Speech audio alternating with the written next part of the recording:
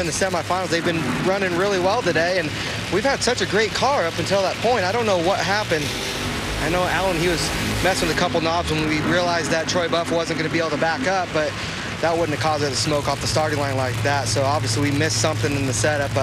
Lost lane choice to Antron for the final, but really not that big of a deal. I really think this Alan Abbey car, we got something for those Matco Tool boys. Thank you. Thank you. Well, we did see Doug Coletta in Chicago smoke the tires like that when they broke 2 levers to the hip, so they'll go back and also look at that as a possibility. Sean not the only one looking for his first ever Norwalk win in Top Fuel.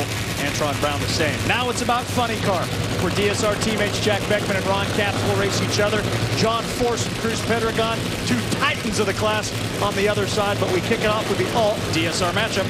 And Jack Beckman's crew chief Rob Glenn said that last run it seemed to be down on power, so they've made adjustments right here to try and pick that power back up. He told me they need to run about a 412 right here to have a chance. Well, we heard that the conditions were very similar to the previous round, so that's good. They know they was down on power. They'll probably try to pick it up basically at the hit of the throttle just a little bit, but more through the middles where they're going to try to pick up some elapsed time and hope that it sticks. Jack Beckman has lost to a teammate on race day here in Norwalk the last 3 years. In the lane opposite him, a teammate. He's a 2-time Norwalk runner-up. He has yet to hoist the Wally here.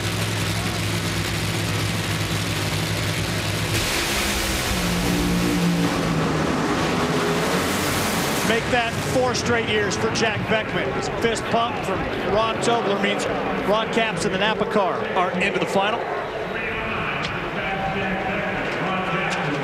412, as a matter of fact. Well, and this was all Ron Capps, 300ths of a second advantage after the green light came on. Ron was away first and then just pulled away on the racetrack for a nice straight pass. Watch the left-hand lane. Pretty much straight right down. That's about as straight a run you're going to see in a funny car. It's hard to do that, believe me. And with Ron Tobler, Ron Capps' crew chief, tell me about the setup, getting it down the track to the finals there. Well, we just basically left it alone from E2. The track was about the same temperature, so we just sent it the way it was.